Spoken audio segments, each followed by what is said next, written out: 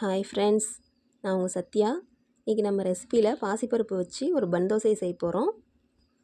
அதுக்கு பாசிப்பருப்பை ஒரு 6 மணி நேரம் ஊற வச்சுக்கோங்க. அதில் 2 இஞ்சி 2 பச்சை மிளகா சேர்த்துக்கோங்க. கூடவே கொஞ்சம் கொத்தமல்லி சேர்த்துக்கலாம்.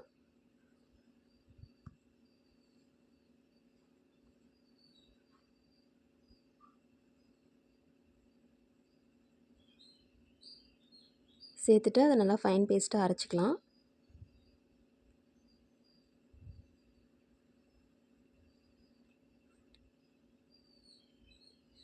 சேர்த்துட்டு நம்ம நார்மலாக டெய்லி யூஸ் பண்ணுற இட்லி மாவு ஒரு கிண்ணம் எடுத்துக்கலாம். அதையும் சேர்த்துக்கோங்க.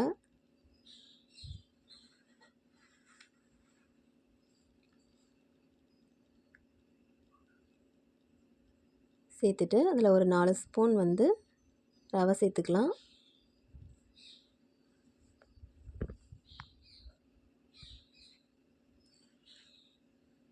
சேர்த்து நல்லா கலந்து வச்சுக்கலாம்.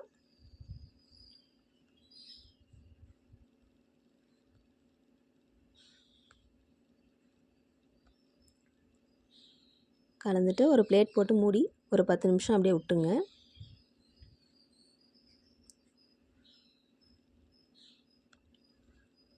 மசாலாவுக்கு நம்ம தேவையான பொருட்கள் பார்த்துக்கலாம். பட்டாணி, கொத்தமல்லி, வெங்காயம், கேரட், உருளைக்கிழங்கு நான் 1/2 கிலோ எடுத்திருக்கேன். வேக வச்சு மசிச்சு வச்சுருக்கேன். இப்போ ஒரு கடாய் சூடு பண்ணிக்கலாம். அதில் எண்ணெய் விட்டுக்கலாம்.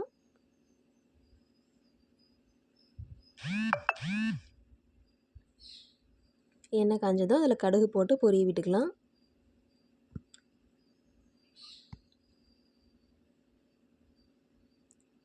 சீரகம் 1/2 ஸ்பூன் போட்டுக்கலாம்.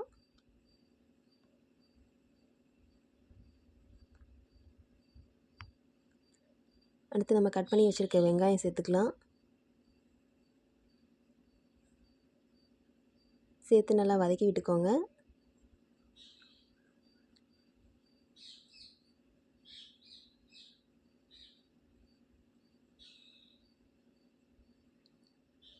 இப்போ கொஞ்சம் கருவேப்பிலை சேர்த்து அதையும் நல்லா வதக்கி விட்டுக்கலாம்.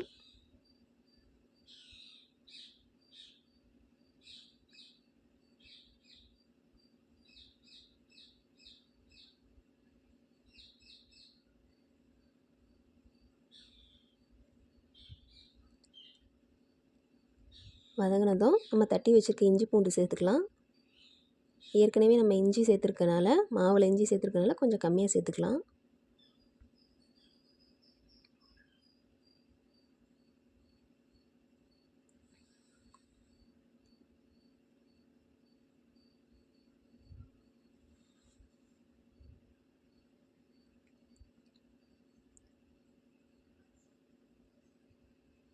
அடுத்து நம்ம துருவி வச்சுருக்க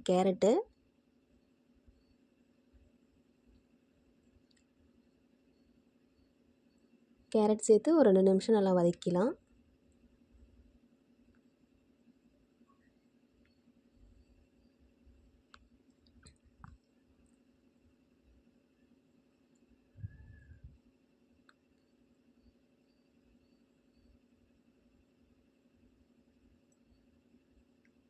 அடுத்து நம்ம வேக வச்ச பட்டாணி, கொத்தமல்லி இலை எல்லாத்தையும் ஒட்டுக்கா சேர்த்துக்கலாம்.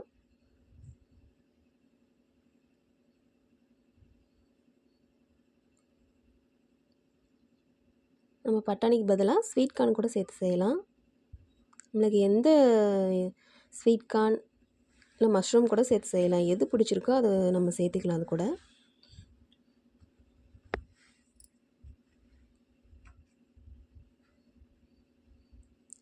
இப்போ நம்ம கொஞ்சம் மஞ்சள்தூள் சேர்த்துக்கலாம்.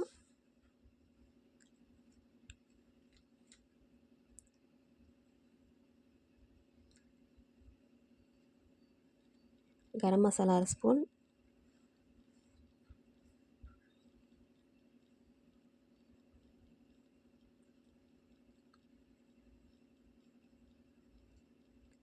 மிளகாய்த்தூள் 1/2 ஸ்பூன் போட்டுக்கலாம். உங்களுக்கு எந்த அளவுக்கு மசாலா இருக்கோ அதுக்கு தகுந்த மாதிரி நீங்கள் சேர்த்துக்கோங்க.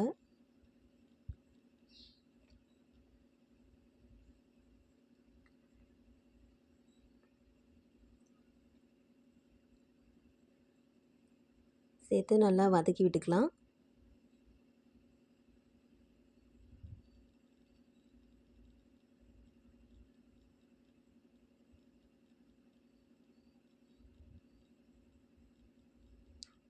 மசாலாவுக்கு தேவையான உப்பு சேர்த்துக்கலாம். சேர்த்து அது நல்லா பச்சை வாசனை போகிற வரைக்கும் நல்லா வதக்கி விட்டுக்கலாம்.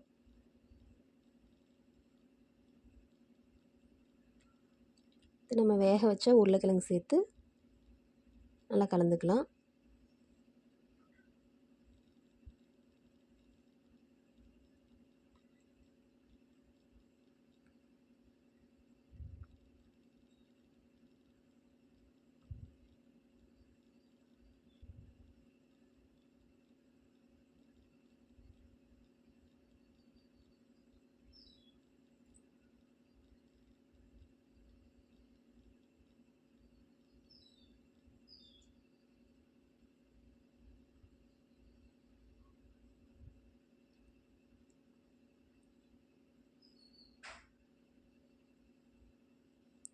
அடுத்து நம்ம தோசைக்கல்லை சூடு பண்ணி மாவு ஒரு குழிக்கரண்டி ஊற்றி நல்லா கொஞ்சம் மொத்தமாக விட்டுக்கலாம். இப்போ நம்ம ரெடி பண்ணி வச்சுருக்க மசாலாவை அதில் சேர்த்துக்கலாம். இது மேலே நல்லா அப்படியே ஸ்ப்ரெட் பண்ணி விடுங்க.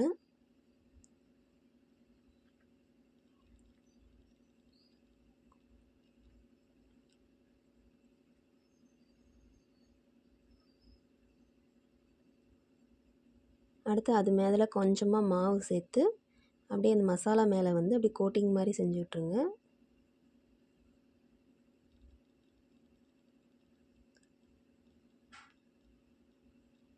சுற்றிலும் எண்ணெயை விட்டுக்கோங்க. வேணும்னா நீங்கள் நெய் கூட சேர்த்துக்கலாம். சேர்த்துட்டு மூடி வச்சுக்கோங்க. ஒரு சைடு வெந்ததும் நம்ம திருப்பி விட்டுக்கலாம்.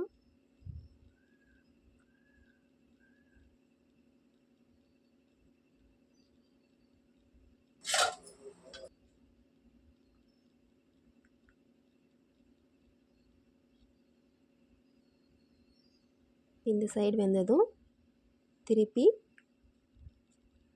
நம்ம தட்டுக்கு மாற்றிக்கலாம். இப்போ நம்மளோட பன் தோசை ரெடி ஆயிடுச்சு.